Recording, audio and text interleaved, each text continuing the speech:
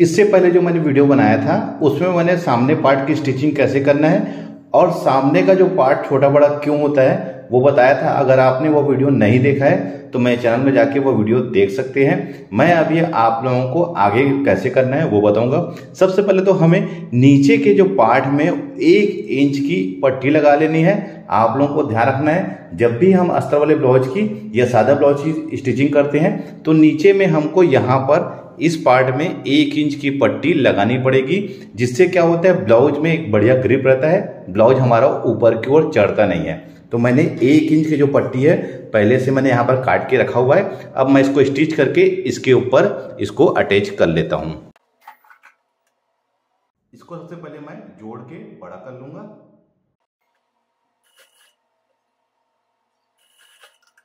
मेरे को 1 इंच पट्टी तैयार चाहिए, इसकी वजह से मैंने इसको 1.5 इंच लिया है। अभी 1/4 इंच ऊपर की ओर मुड़ जाएगा और 1/4 इंच नीचे की ओर हमारे स्टिचिंग में दब जाएगा। तो इसको हम 1/4 इंच पहले इसको मोड़ लेते हैं। मैं आप लोगों को स्टेप बाय स्टेप ब्लाउज की स्टिचिंग कैसे करना है वो बता रहा हूं, तो आप लोग वीडियो में बने रहिए। अगर आप लोगों ने अभी तक मेरे चैनल को सब्सक्राइब नहीं किया है तो मेरे चैनल को सब्सक्राइब भी कर लीजिए।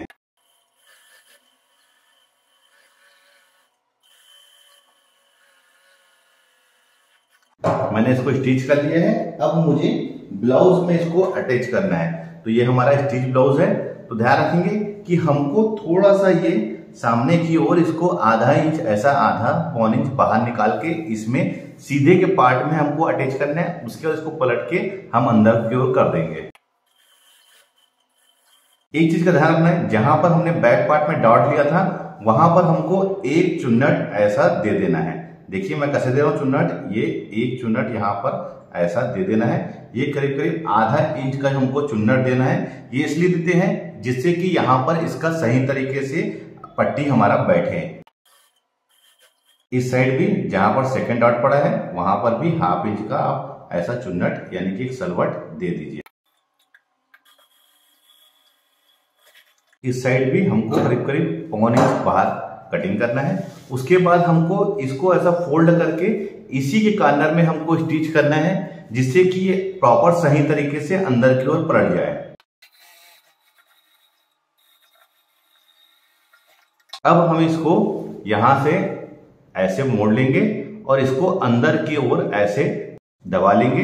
मैं इसमें अभी कच्ची सिलाई लगा रहा हूं, उसके बाद मैं इसमें तुरपाई कर लूंगा।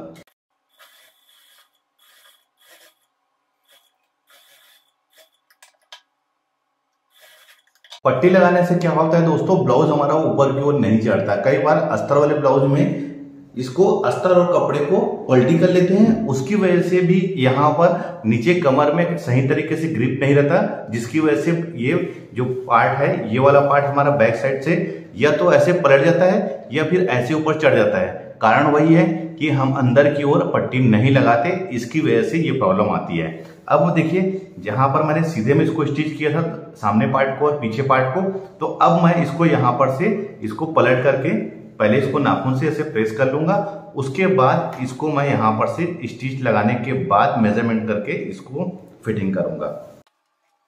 उसके बाद देखिए दोस्तों, ये जो चारों पार्ट है ब्लाउज का हमारा इक्वल है, क्योंकि हमने सामने पार्ट को पीछे पार्ट के अकॉर्डिंग इसको बराबर कर लिया था। अब हम इसको फिटिंग करेंगे। तो उससे पहले मैं इसको मेजरमेंट कर लेता हूं कि हमारा ये कितना इंच में हमारा सीना दबेगा और कमर दबेगा। उसके बाद मैं इसके आर्म होल को नापूंगा आस्तीन के अकॉर्डिंग। अगर जहां पर हमारा सीना, जैसे सपोजिंग यहां पर हमारा सीना आ रहा है और आर्म होल हमारा छोटा हो रहा है, तो मैं आर्म होल को कटिंग करके बराबर कर लूंगा। तो 34 इंच सीना है, तो हमको क्या करना है, पहले मैं सामने पार्ट को यहां पर से मेजरमेंट कर लेता हूं कि 34 इंच हमारा कहां पर आ रहा है। तो देखिए 34 इंच का 1/4 हो जाएगा 8.5 इंच। ये यहाँ पर हमारा 8.5 इंच आ रहा है, तो मैं यहाँ पर इसको मार्क कर लेता हूँ। देखिए पहले से ही मैंने यहाँ पर ये निशान हमने जो मार्जिन का लगाया था वहीं पर ही देखिए ये 8.5 इंच आ रहा है। ये देखिए जहाँ पर हमने खींचा था लाइनिंग, ये वहीं पर ही 8.5 इंच आ रहा है। और सामने पार्ट को मैं नाप लेता हूँ, क्योंकि ये चारों पार्ट हमारा इक्वल है। तो ये 28 इंच था हमारा कमर, तो 7 इंच ये यहाँ पर इसका आएगा। तो यहाँ पर भी ऐसा निशान लगा लेंगे। तो देखिए ये बिल्कुल सीधा ही आ रहा है। ये मैं आप लोगों को टेप रख के दिखाता हूँ। ये देखिए ये बिल्कुल सीधा ही आ रहा है। अब हमें आस्तीन से मेजरमेंट कर लेना है ये आर्म होल को कि ये हमारा आर्म होल सही आ रहा है कि नहीं आ रहा है। तो मैंने आस्तीन को पहले से इसमें अस्तर में चिपका के रखा हुआ है। अब देखिए पहले हम देख लेते हैं कि सामने इस साइड का पार्ट कौन सा है। तो ये वाला पार्ट हमारा इस साइड का है और ये वाला जो पार्ट है हमारा ये इस साइड का है। तो अब आस्तीन को हम इसमें मेजरमेंट कर लेते हैं कि ये हमारा आ रहा है नहीं आ रहा है। तो आस्तीन का देखिए ये हमारा यहाँ पर इसका फिटिंग की सिलाई लगेगी ये वाले हिस्से में। अब मैं इसको यहाँ पर से मेजरमेंट कर लेता हूँ। तो देखिए ये बिल्कुल इक्वल बराबर आ रहा है। तो पहले मैं इसको आस्तीन को चढ़ा लेता हूं, उसके बाद मैं इसको सीधी सिलाई लगाऊंगा जिससे कि एक बराबर हमारा ये सिलाई फिटिंग की सिलाई एक बराबर आए।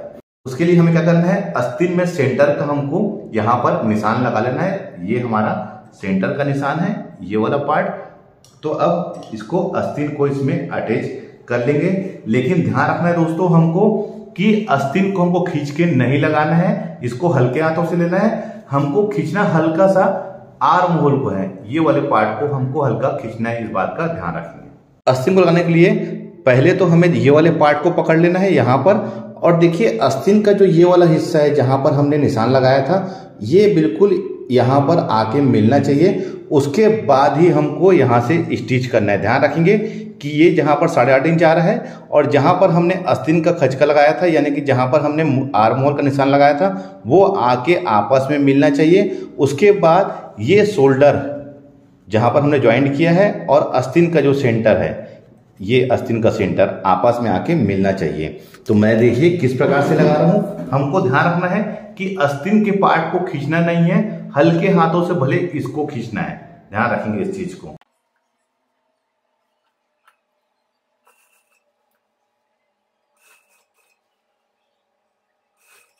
ये देखिए शोल्डर और ये निशान जहां सेंटर का ये बिल्कुल आके आपस में मिल रहा है। हमको हमेशा शोल्डर का जो निशान है जहां पर हमने शोल्डर ज्वाइंट किया है और आस्तीन का सेंटर आके आपस में मिलना चाहिए, तभी हमारी सही तरीके से ब्लाउज की फिटिंग आएगी। अब इसको यहां पर से अच्छे से बिल्कुल हल्के हाथों से हमको स्टिच कर लेना है।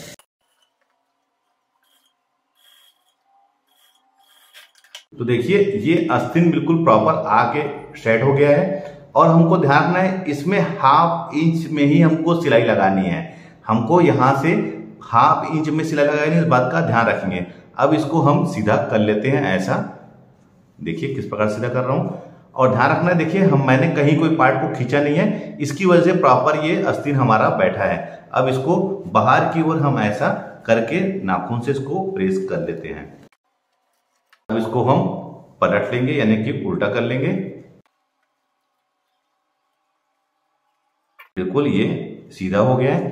अब इसकी ये हमारा यहां पर फिटिंग की सिलाई थी ये वाले पार्ट में और ये यहां पर। अब हमें आस्तीन की गोलाई नाप लेना है। बिल्कुल इसको एक बराबर करके मेजरमेंट कर लीजिए। 5 इंच कहाँ आ रहा है, तो देखिए 5 इंच इसका यहां पर आ रहा है, यहां पर हम निशान लगा लेंगे। अब देखिए मैं आपको दिखाऊंगा ये बिल्कुल एक बराबर सीधा आया है। ये टेप रख के ये देखिए ये बिल्कुल एक बराबर हमारा सीधा आया हुआ है। अब हमको यहां पर इसको मार्क कर लेना है। अब इसी में ही हमको सीधी सिलाई चला लेनी है। यही हमारी ब्लाउज की फिटिंग है। इस तरीके से अगर आप फिटिंग करें कोई भी परेशानी आपको नहीं होगी।